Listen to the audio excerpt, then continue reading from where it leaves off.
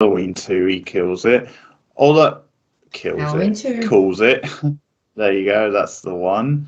And unlike the first film from 2007, this isn't actually a direct remake of the original sequel.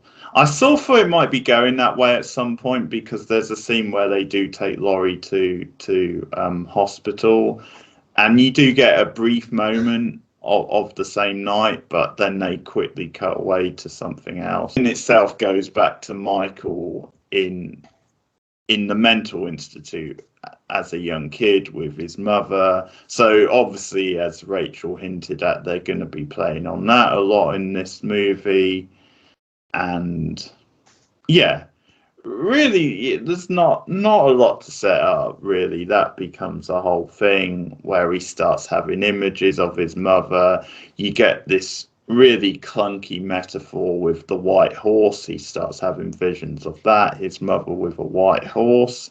So I guess someone saw Blade Runner that week or something. I guess it might have come from that or something. But there's stuff like that. It could be like a death reference. Yeah. I'm death upon a white horse. I don't even know what is going on with the dead mummy issues in this film. It's messed up. Where they actually suggest that Michael's being controlled by his dead mother, or by the image of her having him. And they get into this thing later where apparently Laurie can see her as well, which doesn't really make sense if she's appearing to Michael. Yeah. Mm-hmm. There's a lot of weird stuff like that in this movie. Yeah. I wanted to quickly talk about the first 24 minutes of this film. Okay, so we're getting into big spoilers here. So like Keith said, this film kind of feels a little bit like Halloween 2, the original Halloween 2, because we start by seeing Laurie taken to the hospital. We see the final night, you know, in this horribly, horribly hysterical scene where Laurie is being wheeled into the hospital and she's screaming and screaming, "Don't let him get me. He's going to kill me." There was so much hysteria in that opening scene that I was like so stressed out. Then we get some lovely body horror with some beautiful, excruciating close-ups of Laurie's injuries and what the doctors are doing to fix her injuries. And there's like close-ups of her hand and her chest cavity, and I had to mute and look away because I think Zombie has some issues. No one needs to see this level of body horror. Then we get this very weird, disjointed sequence where Michael turns up at the hospital and it's basically just Laurie running away from him, screaming again. And I'm watching this movie thinking, what is the point of this movie? Like, I feel like we've jumped into this movie halfway through. All of a sudden, it's just Laurie running away from Michael and screaming, and then all of a sudden you find out that literally the first 24 minutes of this film, 24 minutes, are a dream sequence. Really, and none of it actually happened.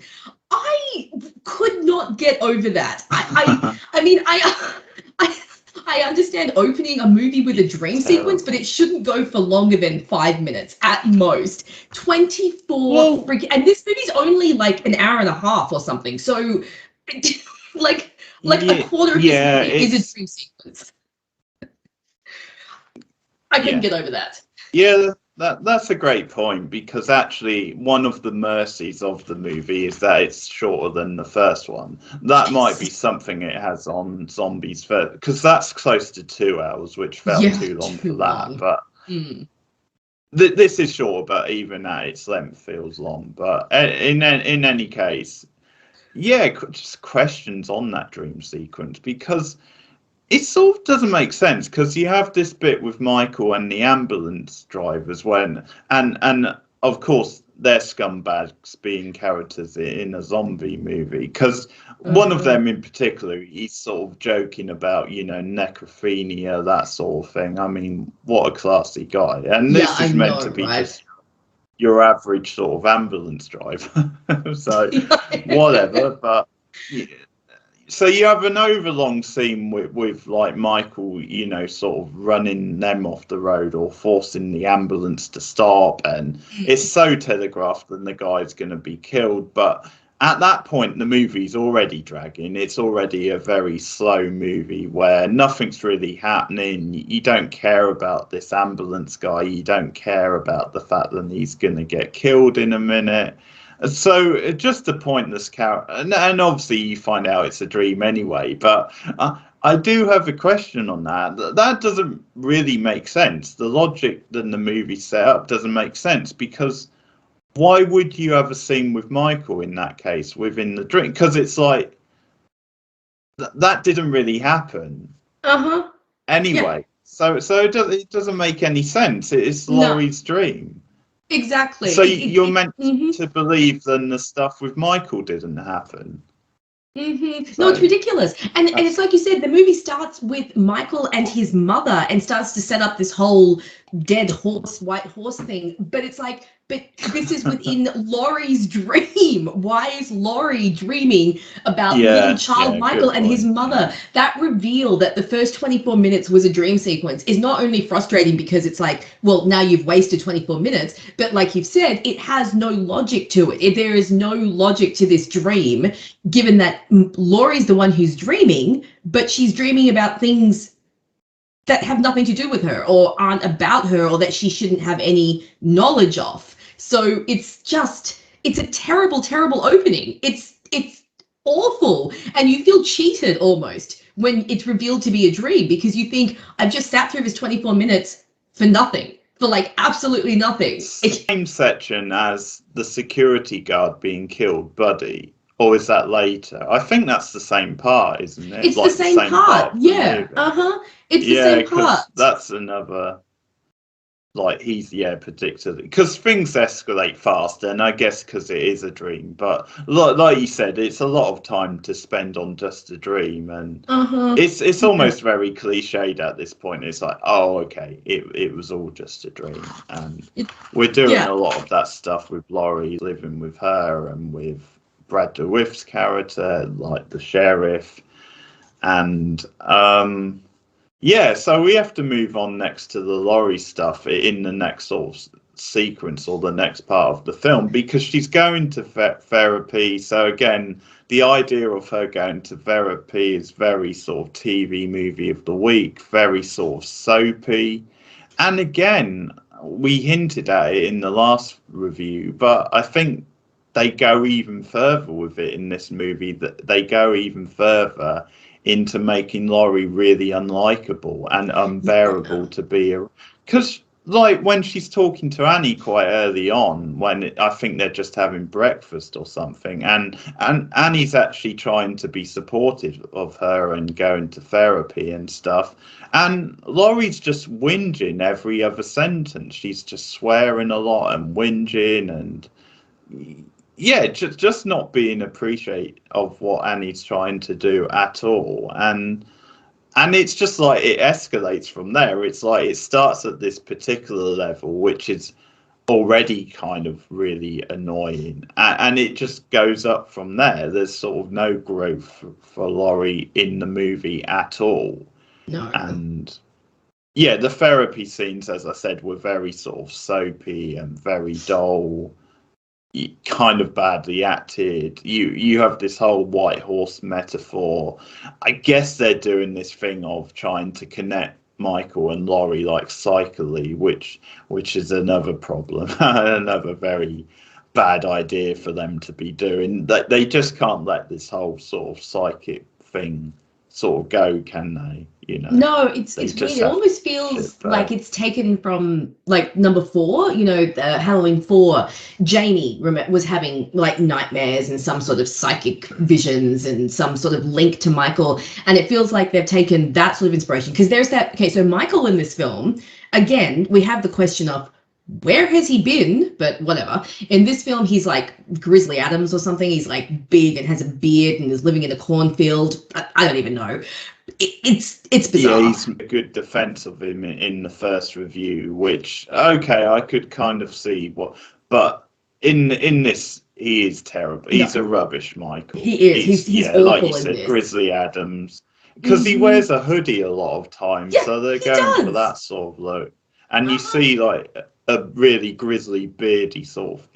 he just looks ridiculous. Yeah, I'm pretty sure at some point in time someone calls him a hippie. He looks ridiculous. But there is a scene where he kills a dog, which thank you, Rob Zombie. I did not need to see that. And then he starts to eat the dog, and as he's eating the dog, Laurie is simultaneously starting to vomit. Yeah, like she is aware that he's eating the dog, or she's getting some sort of it's really bizarre, and it makes no sense. And they try to do this a lot in this film, link Laurie to Michael and just have this thing say that, oh, because they're related, she has this psychic link to him. She starts seeing the mother and the white horse, which makes zero sense. Now, she does find out in this movie that she is the long lost Maya's sister, and that's a whole plot point, which we're going to get into when we talk about Loomis. Let's keep that in mind, people, because there's a whole box to unpack there. But she does find out that she is Michael's sister. Get to Loomis. Yeah, we will. But she's having these. I know, right? It's terrible. But even before she finds out that she's Michael's sister, she's having these dreams. Like, I feel like it would have made sense, or not that anything in this movie really makes sense, but maybe it would have made better narrative sense if she had started to have the dreams after she'd found out. You know, like she finds out, or maybe she mentioned, maybe if they linked the dreams to like when she found out. I don't know. It felt like it was really badly done, and it felt like number 4, like they were trying to shoehorn in this psychic connection to Michael, especially when we'll get to it when we get to the ending. It really sets up the end of the film, but they just don't do it in an organic or a natural manner. It just feels very shoehorned in, like they wanted to really emphasize the relationship between her and Michael, and they didn't quite know how to do it because it's non-existent. So they're just like, psychic link, that'll do.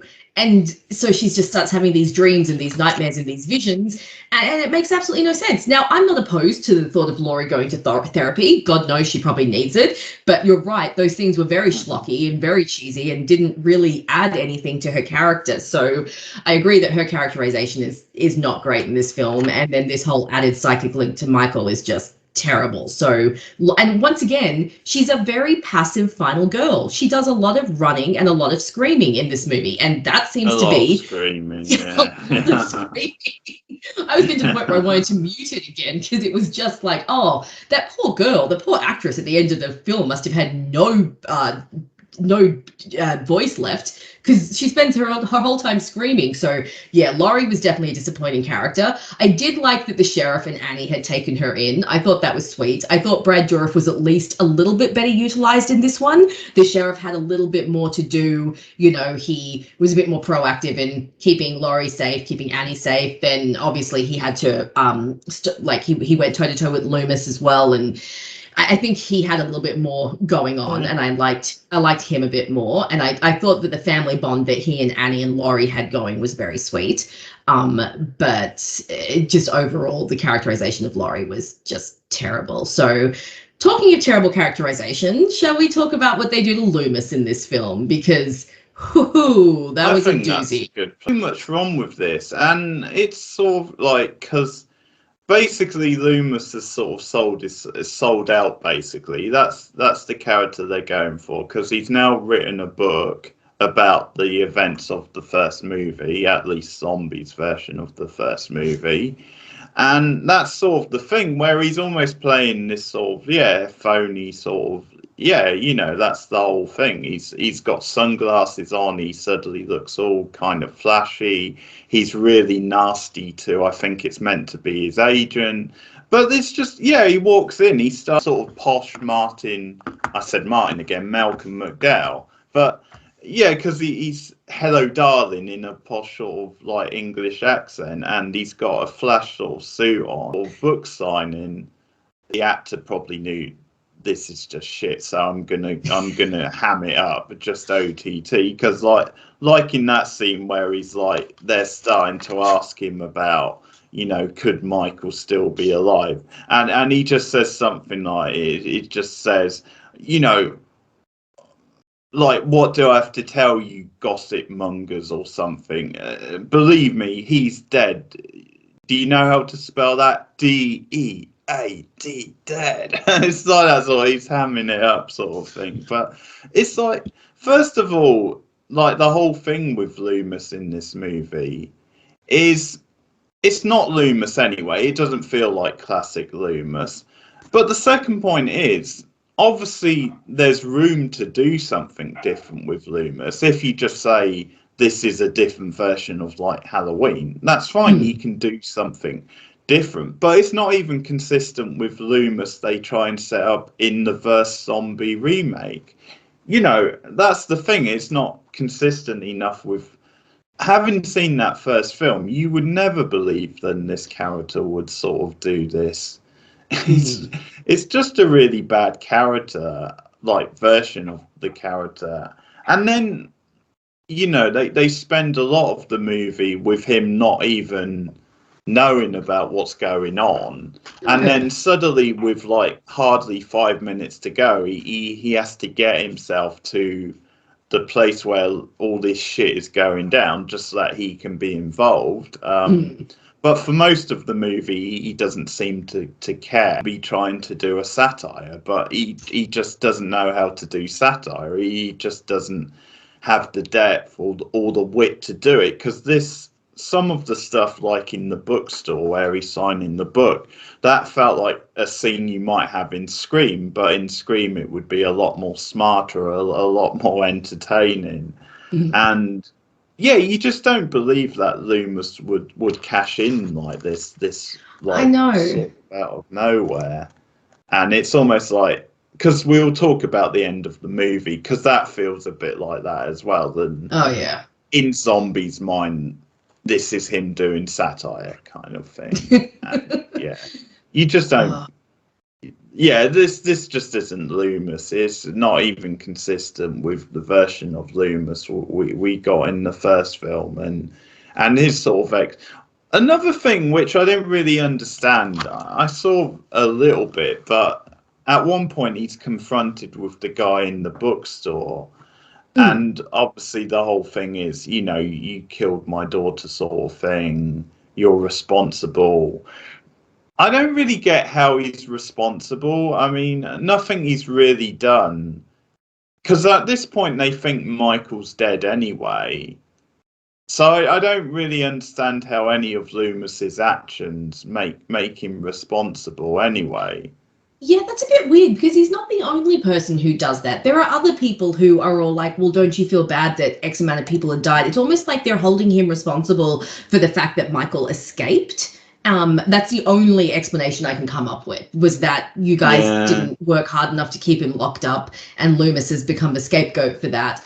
But you're right, it's weird and it doesn't really make much sense because it wasn't Loomis's fault that Michael escaped. If anything, Loomis is always the person that lobbies for Michael to stay behind bars for his whole life. So it's like, I understand them being like, if the father had confronted him about, you know, blood money or you're taking advantage of telling my daughter's death, when it's not, you know, it could have been about like, you shouldn't sensationalize my daughter's death. I lost her. What happened to her was real and you're trying to sell it for a quick buck. But you're right. It doesn't make any sense that like people blame Loomis for Michael's rampage because it's not really his fault. But I guess they wanted people to be antagonistic towards him so that Loomis could bite back.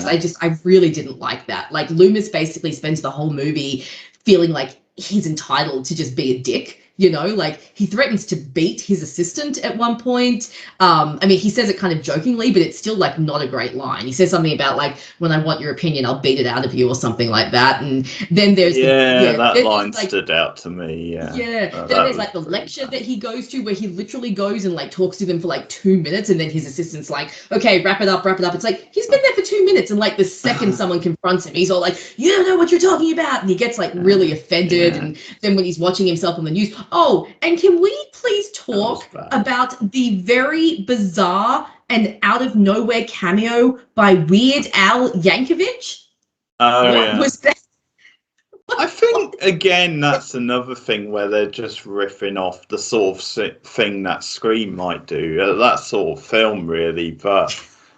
It was sort of film like Scream, though. It doesn't work in this film. I'm just sitting there, I'm just chilling, and all of a sudden I was like, is that, and I called my husband and I was like, babe, come in here, look at the TV. Now remember what movie I'm watching. Remember that I am watching Rob Zombie's Halloween 2 and tell me who that is. And Stephen's just like, yeah, okay, I got nothing. I mean, are Weird Al and Zombie friends and we don't know about this? And somehow that's how he ended up. And then there's like that bit where the dude's like, you got roasted by Weird Al Yankovic, and he like, you know, roasts Loomis. It was bizarre. And I have no idea what I feel like at this point, because I know that Zombie didn't actually want to do this film. He was kind of shoehorned into it by producers. So maybe at this point he's just said, fuck it, I'm just going to do whatever I want. And it's like, hey, you want to have Weird Al Yankovic in the movie at this point in time? Who cares? And I think you can tell that with this movie, that Zombie did not care about this movie. Like when you watch the first movie, even though it's not good, you can tell that Zombie is enjoying what he's doing, that he's obviously, this is a bit of a passion project and it's something that he wants to do. But he didn't want to do this one. He only came back because they threatened to do it without him. And he said, well, no, if it's going to be done, it's going to be done by me. But I know that the Weinsteins produced this, and he had a lot of clashes with them because, well, you know, but he did not want to do this film. And I think that comes through in the film. Irony, you would have thought they would have got on like a house on fire, considering how classy they all are. But it's sort of irony as well, the fact that it probably would have been a better movie without Zombie, and yet he's the one who didn't want to do it. I know. So much irony. But yeah, it's almost with that scene as well. It's like, well, what did you expect, Loomis? You knew what sort of show you were going on. Yeah. So it's pretty obvious they're going to mock you because that's kind of what they're there to do. So. Yeah, and he's so angry all the time. It's like Loomis in this film, he's just always down to fight, man. He's got no chill at all. Like everyone who talks to him, he's just instantly on the offensive. That's the thing. He doesn't have a sense of what's going on in the world, almost, the character, because if he knew anything, he would know this is the sort of thing that's going to happen if you go on talk shows or if you like hit the press tour. And yeah, it just doesn't compute in some ways. No, it doesn't. It's terrible. And they really, it's such a pity because you just feel like of all the characters that could potentially write a book about this, Loomis would be the least likely to do that. If you look at his characterization in the original film, you know, he's not Gale Weathers, you know, he's not here to make a buck. He's a psychiatrist. He's here to help. And he was always about keeping people safe from Michael and keeping people protected and making sure that people knew the threat that was Michael Myers. He was never about a quick buck. And if anything, he didn't want to sensationalize Michael. You know, it was always about remember who he is. Don't make him into like a big deal. Don't idealize him. Don't glorify him. And then that's like exactly what he's done in this movie. It so fundamentally goes against everything that Loomis's character is supposed to be,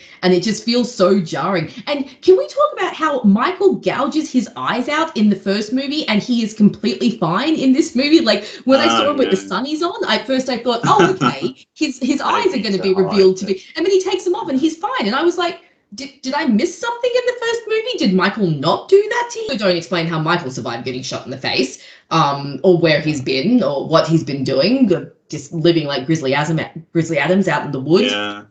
It's bizarre. And yeah, no, Michael in this film, like I said, last film, very impressive. This film, not impressive at all. He just looks like some lumberjack who rolled in from the woods and going on a killing spree. They ruined the mask too. I don't like that they that the mask is cut so you can see part of his face. It just doesn't work for me. And they seem a bit inconsistent with when he's wearing it, because sometimes he's wearing it, sometimes he's not. Sometimes it's like, depending on the scene, sometimes he has the mask on, sometimes he doesn't. It's like, no, you have to be consistent with this, otherwise it just feels weird. Yeah.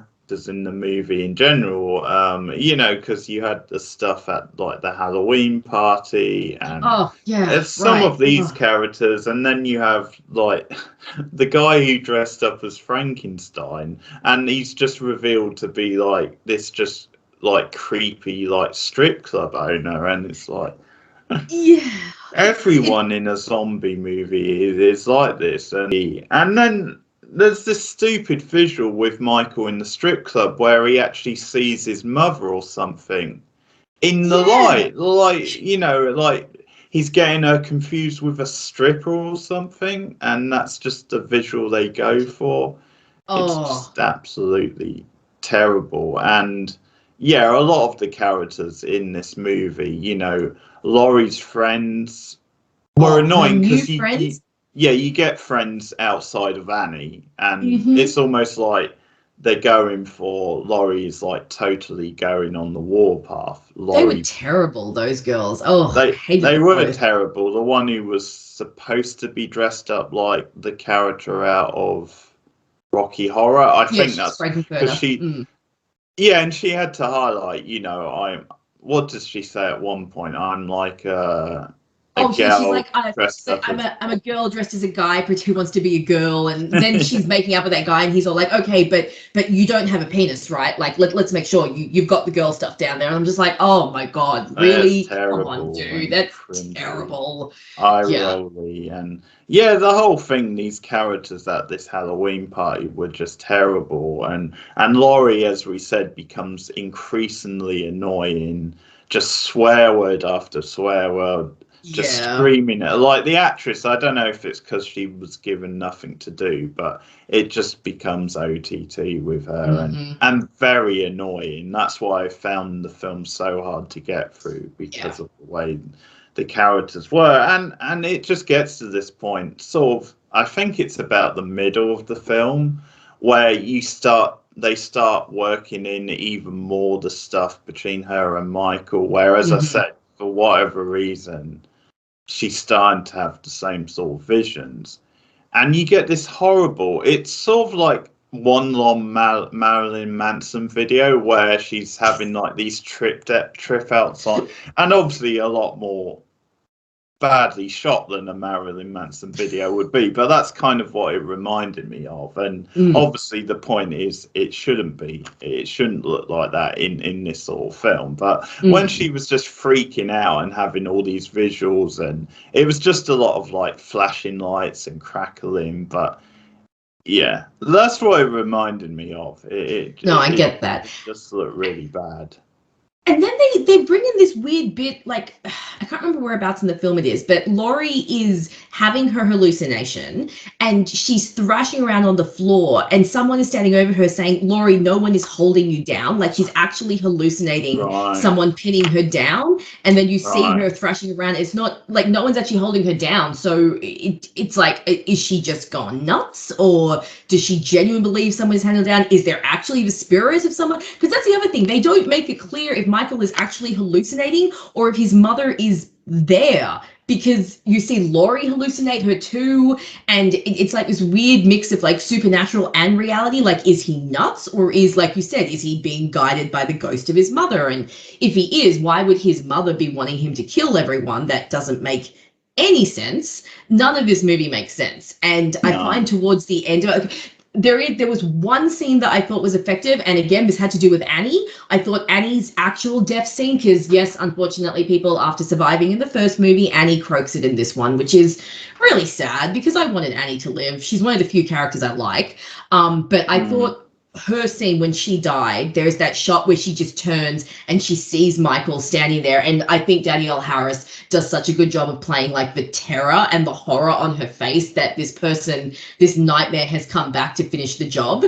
And I thought that the sheriff finding her body was very devastating, obviously, and his determination to then save Laurie because, you know, he couldn't save his daughter. I thought that was quite sad, and that was well done. But then you end up with that horrible climax where they somehow end up in the middle of nowhere. I can't even remember how. And they all have like Michael surrounded. And then, as you mentioned, Loomis suddenly pops up out of nowhere. He hasn't done anything for the film, for the entirety of the film. He hasn't like contributed to the narrative or anything that's been going on, but he pops up and is all like, oh, I have to redeem myself, because he suddenly feels bad and he runs into the shed and tries to put Michael down. so inconsistent because you know you're meant to believe he has this sudden change of heart. So there's two turns in Loomis in the same movie that you don't believe. Yep. 5 minutes to go in the movie. Yeah. You don't believe he suddenly has this change of heart at the end because like there's certain moments in the movie where like. I think in that scene with the angry guy in the book, you got the impression he felt awkward. But I guess he only felt awkward in the way anyone would. You know, I think the way he talks to his assistant later, there's no real selling of the fact that he might actually feel bad about this. So, Yeah. yeah, it's like Yeah. we're meant to believe he suddenly has this change of heart in the last 5 minutes. I know. It's like they suddenly went, oh, crap, we need to make sure that we give Loomis a redemption. Let's just shoehorn him into the end scene and be done with it. And then, I mean, he goes in as completely ineffectual and ends up getting slashed to ribbons by Michael. So, you know, it's like, it's not even worth it. And then the final shot seems to, then of course we have Laurie taking on Michael, which, you know, fair enough, that's what's supposed to happen, but not with this Laurie. It's like we've talked about, this Laurie is so passive that when she finally does end up, you know, turning on Michael, it doesn't feel earned. It doesn't feel, it's like Loomis all of a sudden out of nowhere. She can turn around and be a badass and take Michael down. She tells him that she loves him, which is really odd. At one point, she's like, I love you, brother. I don't know if that was her just trying to distract him so that she could stab him. But I didn't mind the final shot of her walking out of the barn with the mask on. It felt kind of like a callback to number 4 with Jamie standing at the top of the stairs with the scissors and the mask on, kind of like, you know, Michael's family becoming Michael. And I thought it was, for such a trashy movie that it is, it was kind of an interesting ending, because I was like, how are they going to end this? Like, what's going to be the resolution here? So the ending being Laurie actually just kind of cracking and maybe taking on the new mantle. She walks out with the mask on, and then the final shot is of her in the insane asylum, and she's you know, she just kind of has that look at the camera as if to say, you know, she's now the new evil. But I mean, that couldn't save the film for me. It was just interesting. But also, just because she is accidentally shot, isn't she? Is that? I honestly can't remember. This is how much I was paying attention by the end of the film. I was feeling so stressed out by the end of the film that I was just like, I just want this to end.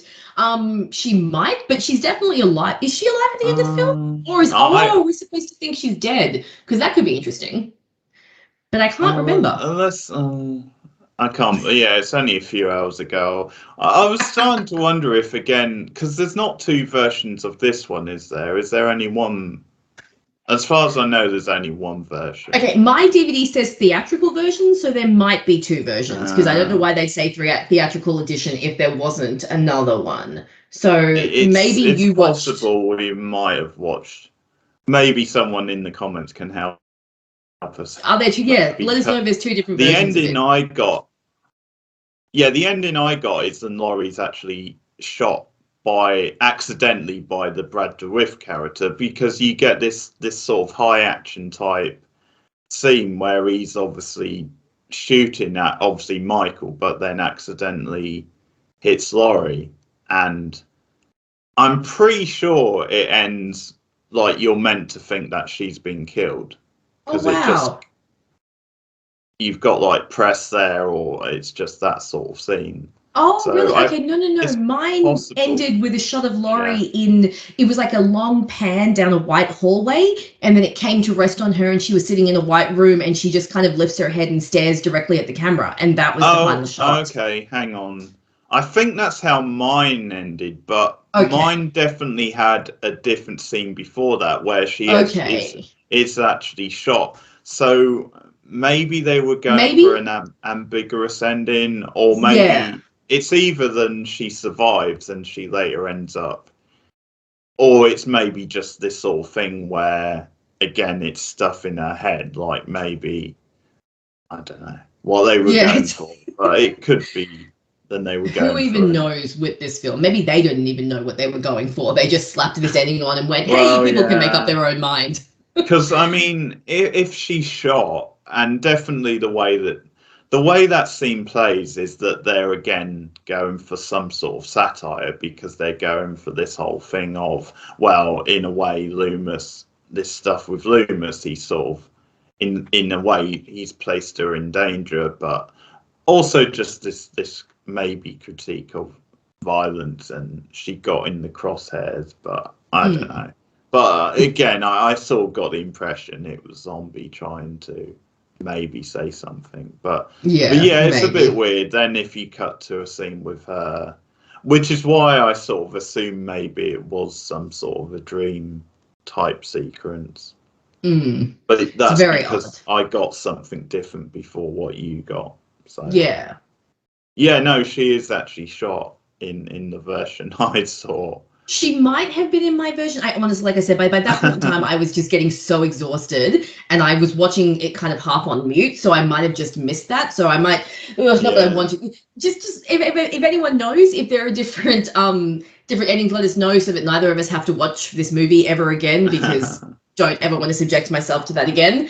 But yeah, it could very well be that she was shot and I just missed it. I just remember her walking out with the mask on and thinking that's kind of a cool shot, but it definitely couldn't save the rest of the film. So terrible movie. And just quickly again, so much overkill. Like so many of the kills were dragged out so long. Like there was that scene in the dream sequence with Octavia Spencer as the nurse, and her death scene went, oh my God, he stabbed her like 20, 30 times, like, and she's crawling away, and then it just keeps going and going and going, and it just gets exhausting at a certain time. It's like we don't need to see this much.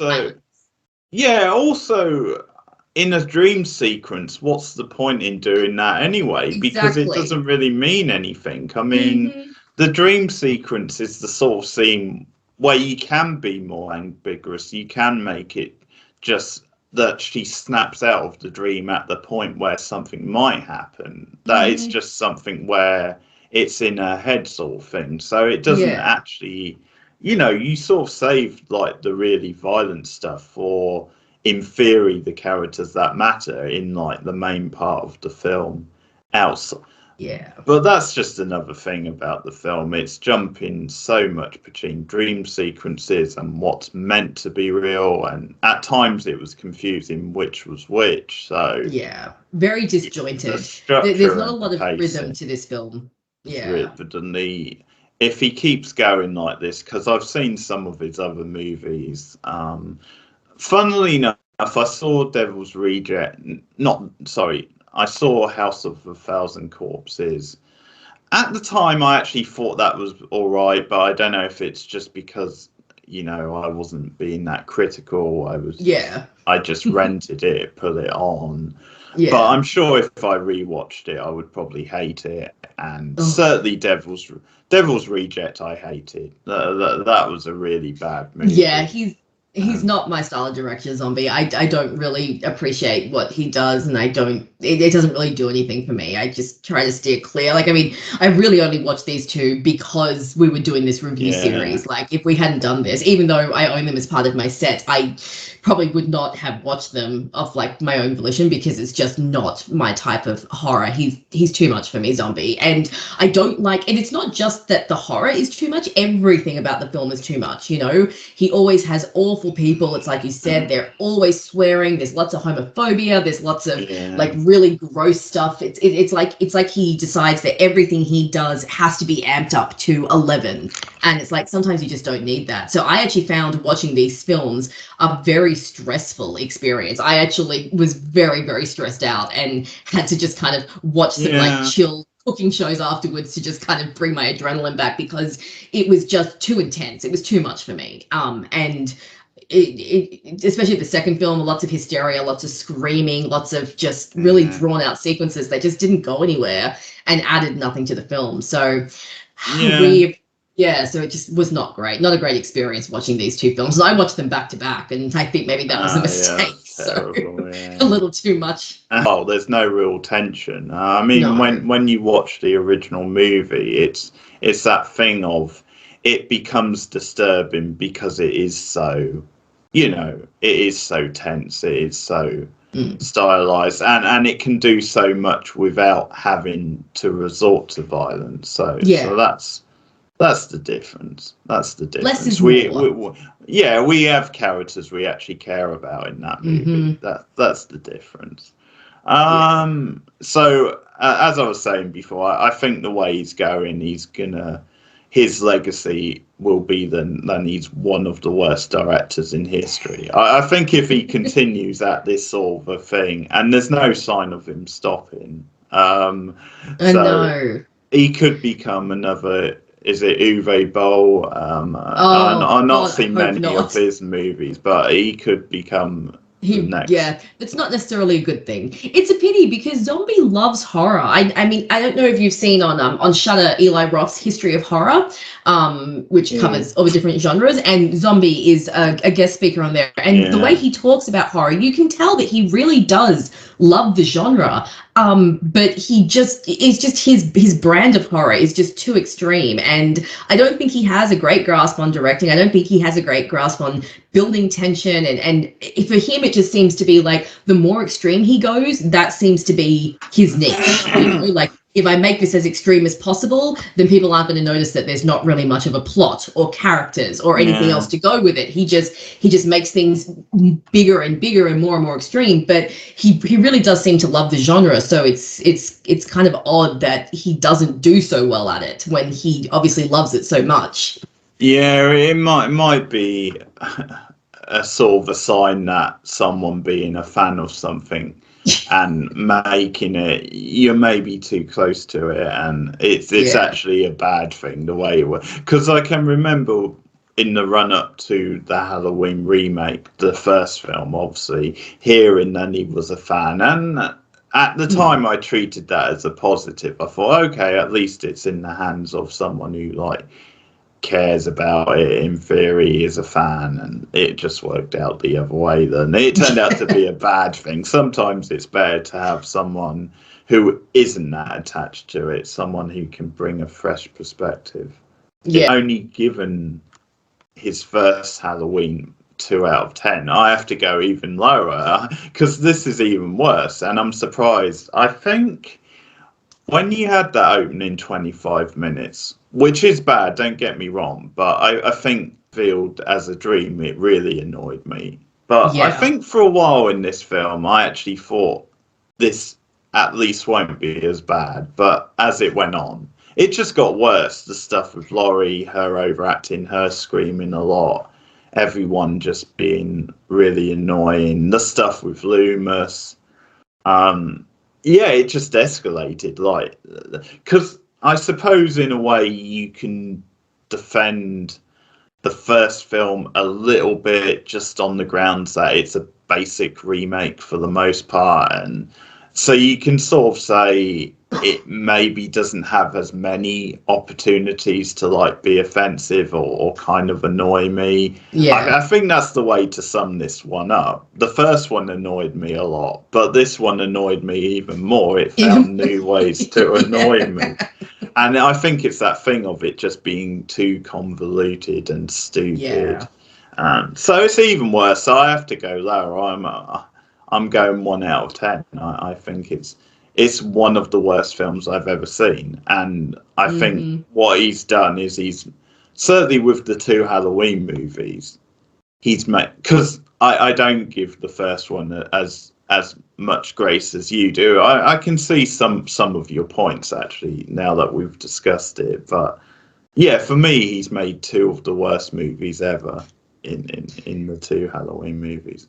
Yeah, look, I don't really find anything redeemable about this film. It doesn't even have a good Michael for me to kind of enjoy. Michael is terrible. Loomis's character is destroyed. Those first 24 minutes turning out to be a dream sequence annoyed me more than I can express, because I just couldn't get over what a waste that was. The only upside to this film would be that Brad Dourif and Danielle Harris return, because I think they're both enjoyable. And and that's it. And I'm with you. I am going to give this a 1 out of 10. I might even be mean and give this a 0 out of 10, but I don't like to rank films 0.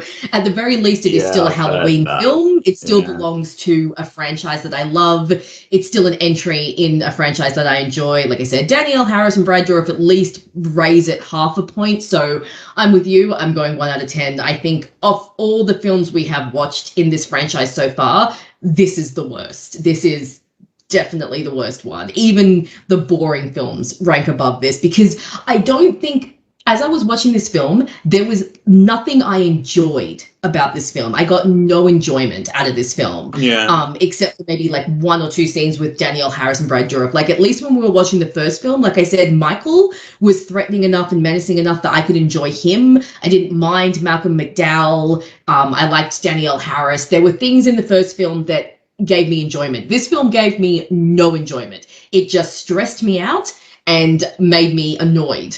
And so, because I won't give it 0 out of 10, because like I said, don't like to give films 0 out of 10. We're going 1 out of 10 for this one. Definitely on the same page as you. No good. And Zombie just needs to go and make a new brand of films. Try his hand at something new. Make a romantic comedy. See how you go. You never know. Horror is obviously not working out for him. So, I mean, obviously people will disagree. I do know he's very popular among some horror fans, and everyone's entitled to their own opinion. He is not my style. No. I don't. It's just not my alley. Do not like zombie stuff. So this one's definitely the worst of all the ones we've reviewed, but it's over now, and now we don't have to watch it again. I have no intention really of rewatching this. No. And the good sort of, if it is a good thing, is you don't really need to, because it's a sort of a different continuity anyway, so you can sort of wash your hands of it and just watch. I think certainly I would watch everything else apart from this, because most of the others, although the quality is very up and down, most of the others you would get at least something out of them. Yeah. And they are probably worth rewatching just because we're Halloween fans. But these two, no, not for me. No, me either. So let us know what you guys think. Do you guys like Zombie? Anything good you can point out? That'd be really good. I don't like to dislike directors, especially ones that love a genre that I do, but I just can't get on board with this. So let us know what you guys think. Okay, so let us know what you think of the first Halloween zombie version and the second one. You can obviously argue against us, make your points in the comments below if you actually like this crap. And yeah, hope you're having a good October besides that. Let me know. You can let us know some of the movies you've been watching in the comment below. That'll be fun. And we're going to continue throughout October with different things, with different reviews. We're also doing The Haunting of Hill House, the Netflix show. We'll continue with that. That's something certainly much closer to our hearts than this zombie trash. And yeah, look out for more in October. We have top 10 lists planned, various things. So take care, guys. See you again soon. Goodbye. He's a psychologist for America's leading serial killer. Leading serial killer? I guess. Well, he's probably the most notorious. Leading? He was number one in his field. Anyway, his new book is called The Devil Walks Among Us. It's available somewhere. Please welcome Dr. Samuel Loomis. Hi.